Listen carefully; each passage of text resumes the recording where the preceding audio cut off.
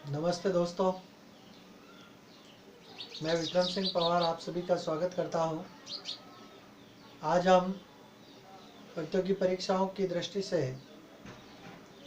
जो महत्वपूर्ण प्रश्न पूछे जाते हैं, आयतन तथा क्षेत्रफल यानी वॉल्यूम और एरिया पर संबंधित प्रश्न पूछे जाते हैं। तो आइए आज के इस वीडियो में हम विभिन्न प्रकार की आकृतियों के वॉल्यूम और एरिया किस तरह से निकाले जाते हैं, उनके फॉर्मूले बनाना सीखते हैं। तो शुरू करते हैं अपना पहला टॉपिक। फर्स्ट, आप सभी जानते हैं कि एग्जाम में इम्पोर्टेंट प्रश्न पूछा जाता है घनाभ। घनाभ को अपन क्यूबॉइड कहते हैं। क्यूबॉइड में आपको 2-3 फार्मूले जो है वो पूछ सकता है। ये आपके क्यूबॉइड की संरचना है, जिसमें यहाँ से ये L है, L मतलब लेंथ लंबाई है, ये B है मतलब ब्रीथ यानी चौड़ाई है, और ये H हाइट ऊंचाई है। लंबाई, चौड़ाई और ऊंचाई। तो घनाभ से पहला जो प्रश्न आपके पुटअप होता है वो होता है संपूर्ण पृष्ठीय क्षेत्रफल। संपूर्ण पृष्ठीय क्षेत्रफल, ठीक है। तो आप ध्यान रखें, यहाँ पर लंबाई, चौड़ाई, ऊंचाई। इसमें लंबाई पहले चौड़ाई के साथ यानी L इंटू बी होगा, फिर प्लस चौड़ाई ऊंचाई के साथ तो B इंटू एच, प्लस ऊंचाई लंबाई के साथ तो H इंटू एल। और ये सारी चीज़ें जो है 2 बार होती है, तो इसके आगे आपको 2 लगाना है।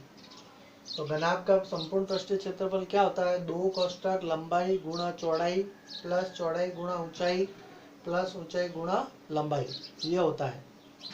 यदि आपसे इसका आयतन पूछे तो आयतन क्या होता है? इन तीनों का गुणा करना, मतलब आयतन होता है लंबाई गुणा चौड़ाई गुणा ऊंचाई, यानी L into B into H, ये इसका आयतन होता है।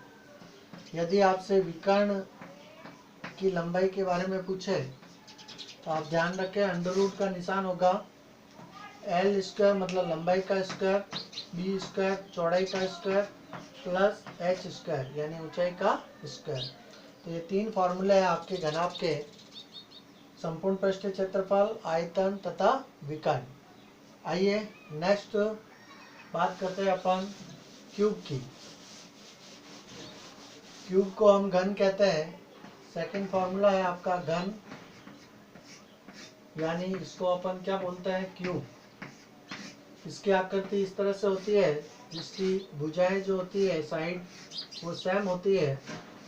तो इसकी लंबाई भी A, चौड़ाई भी A और ऊंचाई भी अपन A लिख लेते हैं, यानी ये सारी भुजाएं इसकी घन की सेम होती है। तो अगर इसका संपूर्ण पृष्ठीय क्षेत्रफल आपसे पूछा जाए, संपूर्ण पृष्ठीय क्षेत्रफल, तो यहाँ पर भुजा इंटू भुजा यानी भुजा स्क्वायर होगा, और ये 6 भुजा होती है तो फॉर्मूला क्या हो जाएगा? 6A स्क्वायर, मतलब 6 भुजा स्क्वायर। यदि आपसे इसका आयतन पूछा जाए, आयतन का मतलब होता है इन तीनों को गुणा करना आपस में, तो आप कह सकते हैं A क्यूब, या हिंदी में बात करें तो भुजा क्यूब, ये इसका आयतन होता है। यदि आपसे इसका विकर्ण पूछा जाए तो विकर्ण का फॉर्मूला होगा आपके अंडर रूट 3 इंटू ए का मतलब यहाँ पर भुजा है, साइड है, ठीक है ना। तो संपूर्ण पृष्ठीय क्षेत्रफल क्या होता है? 6 भुजा स्क्वायर या 6A स्क्वायर लिख सकते हैं। आयतन क्या होता है? A क्यूब या भुजा क्यूब, और विकर्ण क्या होता है? अंडर रूट 3 इंटू A या भुजा। तो ये आपका घन हो गया। घन के बाद अपन नेक्स्ट बात करते हैं, तो हमारे एग्जाम की दृष्टि से इम्पोर्टेंट आता है बेलन। नंबर 3, बेलन की बात करते हैं अपन। बेलन को हम सिलेंडर कहते हैं, सिलेंडर। और सिलेंडर की आकृति आप जानते हैं, जैसे कि पाइप होता है इस तरह से होती है। ये आपका बेलन है, ये एच और ये त्रिज्या आर है। बेलन के अंदर आप ध्यान दें, एक तो वक्र पृष्ठ आपसे पूछा जाता है कि वक्र पृष्ठीय क्षेत्रफल क्या होता है। तो वक्र पृष्ठीय क्षेत्रफल इसका होता है 2πr। 2πr तो वर्त का परिधि होती है और इसके साथ इस ऊंचाई को जोड़ देते हैं तो फॉर्मूला क्या हो जाता है 2πr/h। यहाँ पर आप पाई की वैल्यू ध्यान रखें, पाई की वैल्यू जो होती है 22/7 या फिर अपन कह सकते हैं 3.14। ठीक है, 22/7 या 3.14। वक्र पृष्ठ के बाद देखिए यहाँ पर वृत्तीय भाग बन रहे हैं, 2 वृत्त बन रहे हैं यहाँ पर। तो वृत्तीय भाग का क्षेत्रफल यदि आपसे पूछे, वृत्तीय भाग का क्षेत्रफल, तो आप ध्यान रखें वृत्त का क्षेत्रफल क्या होता है, πr² होता है। πr², तो इसके आगे आप 2 लगा दें तो 2πr²। यदि आपसे संपूर्ण पृष्ठीय क्षेत्रफल पूछे, संपूर्ण पृष्ठीय क्षेत्रफल ज्ञात करो, ऐसा अगर पूछा जाए सवाल, तो आप क्या करेंगे, वक्र पृष्ठ और वृत्तीय भाग इन दोनों को प्लस कर लेंगे। तो जैसे आप प्लस करोगे 2πr तो कॉमन आ जाएगा और पीछे क्या बचेगा, देखो यहाँ पर h और प्लस यहाँ क्या बचेगा, 1r। तो फॉर्मूला क्या हो जाएगा आपका 2πr कोष्टक h प्लस r। और यदि आपसे आयतन पूछा जाए तो आप ध्यान रखें वृत्त का क्षेत्रफल होता है πr² और उसके अंदर h को जोड़ दें आप तो πr² इंटू h, मतलब ये आपका क्या हो जाएगा, वॉल्यूम यानी आयतन हो जाएगा। तो बेलन वेरी वेरी इंपॉर्टेंट है, प्रत्येक परीक्षा की दृष्टि से एक प्रश्न जरूर यहाँ से पूछा जाता है, तो आप इन फॉर्मूलों को जरूर ध्यान रखें। चलिए नेक्स्ट बात करते हैं बेलन के बाद शंकु की। शंकु को अपन नंबर 4 बात करते हैं। शंकु, शंकु को हम कोण कहते हैं। इस तरह से इसकी आकृति होती है, यहाँ पर ये आर है, ये एच है और ये तिर्यक ऊंचाई या तिर्यक लंबाई कहते हैं इसको एल। तो सबसे पहले देखो आप यहाँ पर ये समकोण त्रिभुज बन रहा है, तो यहाँ अगर हमें एल निकालना है, मतलब तिर्यक ऊंचाई निकालनी है, तो आप ध्यान रखें यहाँ पर तिर्यक ऊंचाई एल की वैल्यू क्या होगी, अंडर रूट में पाइथागोरस प्रमेय लगेगी तो r² प्लस h²। तो तिर्यक ऊंचाई ज्ञात करने का फॉर्मूला है अंडर रूट है r² प्लस h²। ठीक है। यदि आपसे इसका वक्र पृष्ठीय क्षेत्रफल पूछे, वक्र पृष्ठीय क्षेत्रफल ज्ञात करो, तो आप ध्यान रखें πr/l होगा। शंकु का वक्र पृष्ठीय क्षेत्रफल क्या होता है, πr/l। यदि आपसे इसका वृत्तीय भाग पूछे, वृत्तीय भाग का क्षेत्रफल, तो वृत्तीय भाग यहाँ पर आप देख रहे हैं एक ही वृत्त बना हुआ है और वृत्त का क्षेत्रफल क्या होता है, πr² होता है। तो यहाँ पर शंकु का वृत्तीय भाग का क्षेत्रफल क्या हो जाएगा, πr²। यदि संपूर्ण पृष्ठीय क्षेत्रफल पूछा जाए, संपूर्ण पृष्ठीय क्षेत्रफल, तो आप ध्यान रखें इन दोनों को आप प्लस कर लें, वक्र पृष्ठ और वृत्तीय भाग को प्लस कर लें। तो πr तो कॉमन आ जाएगा यहाँ पर, πr और पीछे क्या बच गया, l प्लस यहाँ पर r। तो फॉर्मूला क्या हो गया, πr कोष्टक l प्लस r। और लास्ट फॉर्मूला है इसका आयतन। यदि आपसे वॉल्यूम पूछा जाए, आयतन पूछा जाए, तो आप ध्यान रखें बेलन का आयतन क्या था, πr² था और उसके नीचे बटा 3 लिख लें आप, तो फॉर्मूला क्या हो जाएगा आपका, मैं यहाँ लिख लेता हूँ आपके वापस, आप ऐसे भी लिख सकते हैं πr² बटा 3, यानी 1/3 πr²h। ये आपका शंकु का आयतन होगा। नेक्स्ट बात करते हैं शंकु के बाद इम्पोर्टेंट है अपने पास गोला और उसके बाद है अर्धगोला।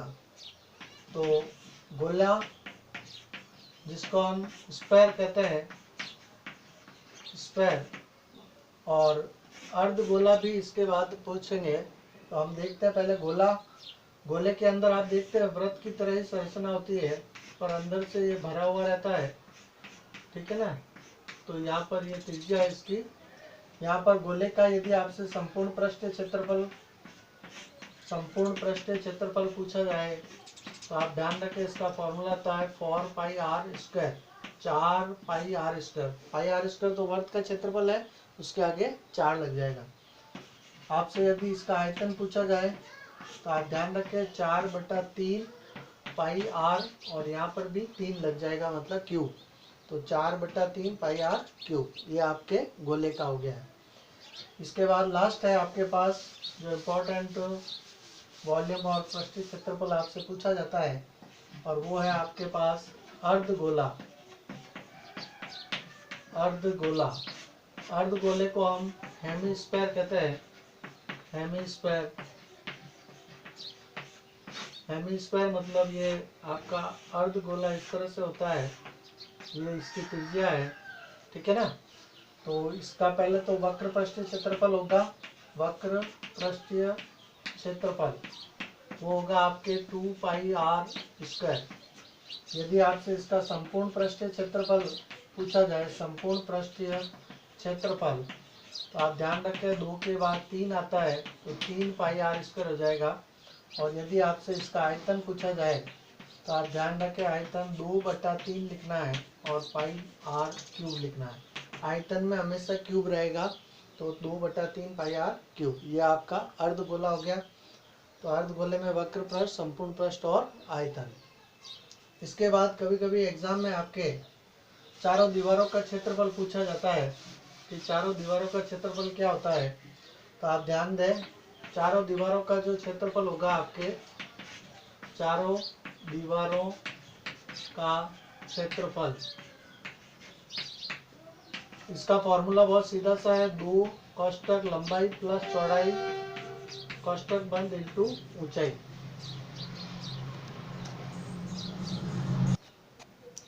तो चारों दीवारों का फॉर्मूला होता है 2 कोष्ठक लंबाई प्लस चौड़ाई गुणा ऊंचाई।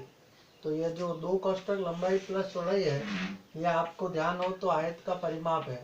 ये क्या है? आयत का परिमाप है। और आयत का परिमाप इंटू ऊंचाई लिख सकते हैं अपन। तो इस तरह से चारों दीवारों का क्षेत्रफल भी हम ज्ञात कर सकते हैं।